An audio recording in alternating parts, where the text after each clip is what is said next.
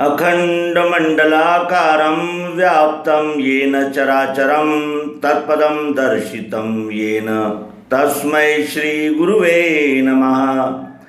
अज्ञानान्धस्य लोकस्य ज्ञानाञ्जनशलाकया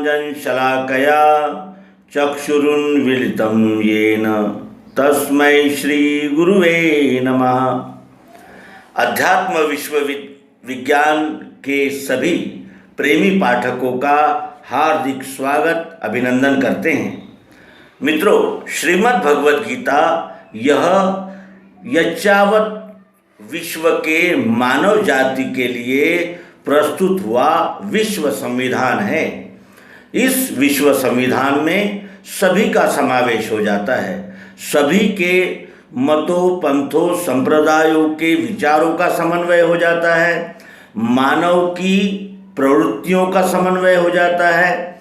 मानव के प्रश्नों का समन्वय हो जाता है और साथ ही मानव ने क्या करना चाहिए और इस क्षणभंगुर नर्तन का उपयोग कैसे करना चाहिए, किस तरह उससे सुख, शांति, समाधान, इन बातों की प्राप्ति होगी और किस तरह वो परम सुख शांति में इस जीवन को गुजार कर आगे के कल्याणप्रद मार्ग पर यानी अग्रसर हो सकता है। इस विषय में उत्कृष्ट ऐसा दिग्दर्शन भगवान श्री कृष्ण जी ने अर्जुन को युद्ध भूमि पर कराया और युद्ध भूमि पर कराए गए इस उद्बोधन का संकलन और प्रस्तुति श्री कृष्णद्वैपायन जी व्यास इन्होंने की और उस व्यास कृपा से मिले हुए यानी जो मौका था उसका उपयोग संजय ने धृतराष्ट्र को समझाने के लिए किया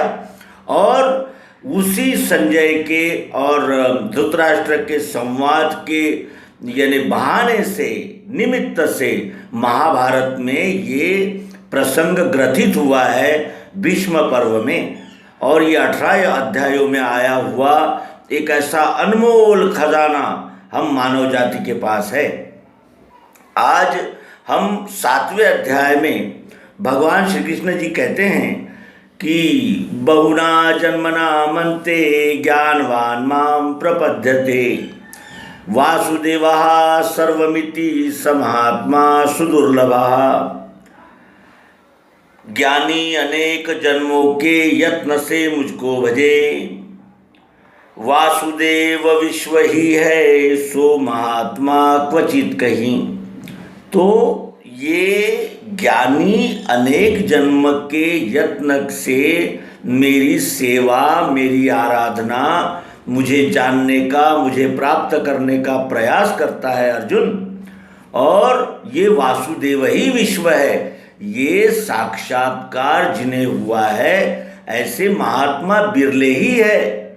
ये उनके कहने का संक्षिप्त आशय है। आइए इस प्रश्न के मर्म तक जाएं और देखें कि वो साधक किस तरह अनेक जन्मों के यत्नों से ज्ञानी बनता है और ऐसे अनेक जन्मों के प्रयास से वो वासुदेव ही ये विश्व है ये जान पाता है।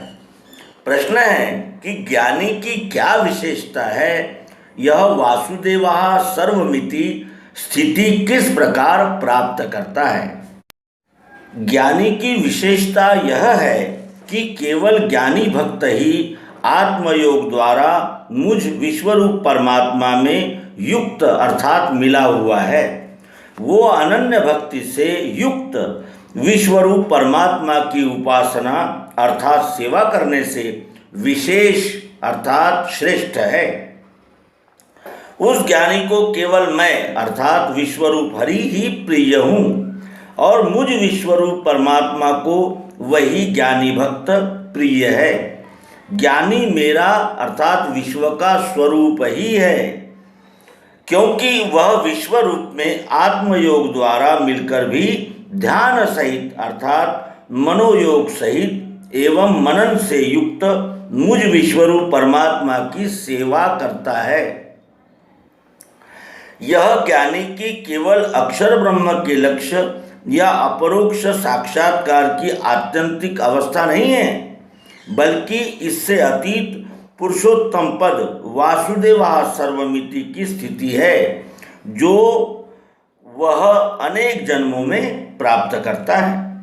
ऐसा महात्मा दुर्लभ व वास्तविक महात्मा है, जो कहीं विरला ही मिलेगा।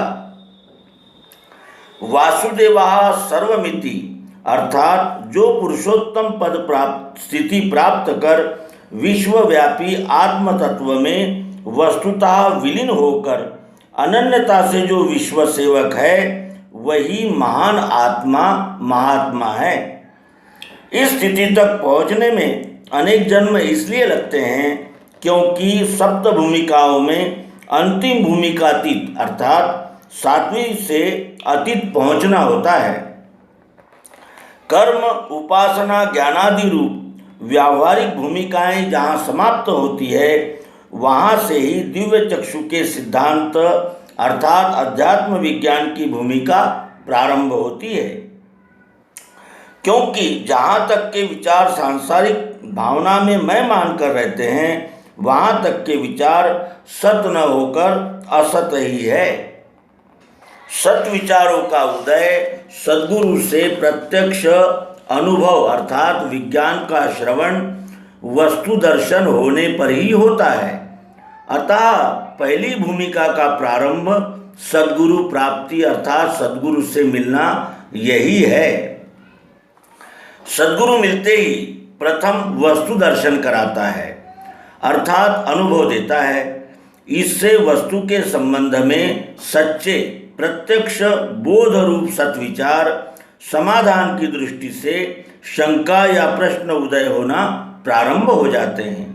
इस प्रकार वस्तु धारणा रूप आगे की भूमिकाओं का आधार स्थान होने से अनुभव की प्रथम भूमिका भू अर्थात भूमि दिया है। प्रथम भूमिका प्राप्त होते ही अनेक प्रकार के विचार सूझने लगते हैं तथा जो जो पहले का देखा सुना माना रहता है, उसमें उन विचारों से तोल नाप होना प्रारंभ हो जाता है। जब विचार तौल नाप छानबीन के स्वरूप में होते हैं, तब उनका निश्चित स्वरूप नहीं रहता, वरन द्विधा युक्त स्थिति रहती है, यानी यह सत्य है या वो सत्य है, इस प्रकार की। इसी से इसे विचारना कहा है। एवं नीचे ऊपर विचारों का आधार स्थिर न होने से भूवः यह यथार्थ नाम दिया है। यह भूमिका मनन की है। इसमें पहुंचकर आगे को ही बढ़ता है अर्थात सद्गति का मार्ग है। जब किसी बात का विचार प्रारंभ हो जाता है तो उसका निर्णयात्मक स्थिर स्वरूप भी प्राप्त होने लगता है और जो विचार चारों ओर को बिखरे रहते हैं, वे एकत्रित होकर एक निश्चयात्मिका स्वरूप प्राप्त कर लेते हैं। अतः दिव्य चक्षु द्वारा वस्तु दर्शन से जो अनंत विचार उदय हुए, जब उन्हें एक स्वरूप प्राप्त हो जाता है, इसी का नाम तनु मानसा है। यही तीसरी भूमिका स्व या मन की सूक्ष्म गति होने की वृत्ति है। इसमें सभी संकल्प रहते हैं, जिनकी दिव्य दृष्टि द्वारा छानबीन हो जाने से स्वयं ही लय होता चला जाता है। यह निधिध्यास की अवस्था है। यहाँ तक पहुँचने पर दिव्य चक्षुवान वस्तु सदैव प्रत्यक्ष रहने के कारण स्वयं आगे की ओर ही बढ़ता है। तब सब प्रकार के संकल्प लय होते रहने से उनका उठना ही समाप्त हो जाता है। इससे आत्म प्रेम का ध्यान सदैव रहने लगता है। विचार सूक्ष्म होकर ध्यास रूप रहने से यह भूमिका विशाल है। जैसे नमक जल में मिल जल का विशाल रूप धारण करता है, वैसे ही वासना मूलक सूक्ष्म अहंकार आत्म रूप धारण करता है। इसमें व्यष्टिमय रूपी अहंकार का अस्तित्व ही नहीं रहता। आत्मरति और सत्व एक रूप हो जाने से सत्व मर जाता है। यही अपने सत्व अर्थात अस्तित्व पर आपत्ति है। अतः यह सत्वापत्ति की चौथी महर्लोक की भूमिका है। इसमें पुरुष साक्षात्कार तक पहुंच जाता है। महर्लोक की भूमिका में सदैव ध्यान रहने से अनिश्चित द्वैताभास शेष रहता है। अतः ध्यान रहते रहते जब वस्तु निश्चय की पूर्णता अर्थात दृढ़ता हो जाती है, तब मैं कुछ नहीं हूँ, जो है सो विश्वरूप है, यह विचार प्रकट होता है तथा व्यष्टि का स्वार्थ छूटकर आसक्ति रहित विश्व सेवा में निमग्न होने लगता है। समष्टि भाव में रत होने की संशक्ति रहित जनोलोक नाम की भूमिका यह पांचवी भूमिका है। इस प्रकार जब निरंतर विश्व सेवा में युक्त हो जाता है, तब मेरी इतनी ही भूमि है, मैं इस पंथ मत संप्रदाय का हूँ, मेरी जाति है, मैं इसी के लिए कार्य करूँगा आदि व्यष्टि भाव युक्त व्यष्टि समूह की कल्पनाएं नष्ट होकर उसका समष्टि स्वरूप हो जाता है। उसे पदार्थ रूप से नहीं दिखता, उसके तप का अर्थात विचार मनन निधिध्यास आदि के भाव का भी क्षय हो जाता है। इस भूमिका पर पहुंचने वाला जाति पंथ स्त्री पुरुष ऊंच नीच अधिकारी अनाधिकारी आदि भेदभाव से रहित वृत्ति में सबको समान रूप से अनुभव का दान करता है। यही तप नाम की छठी भूमिका है। पांचवी भूमिका तक मनुष्य अनेक कारणों से गिर सकता है, अतः तप क्षय होकर वृत्ति अचल हो जाती है, तभी सतलोक की भूमिका पर पहुंच जाता है। इस भूमिका में केवल सत ही रहता है, क्योंकि तप क्षय हो जाने से वापिस लौटने का भय नहीं रहता। यही सर्वत्र सत है, असत कुछ भी नहीं। यह दिख पड़ने की देखने की नहीं, देखने में कर्ता भाव शेष रहता है। सर्वसाक्षिणी अवस्था तुरिया है।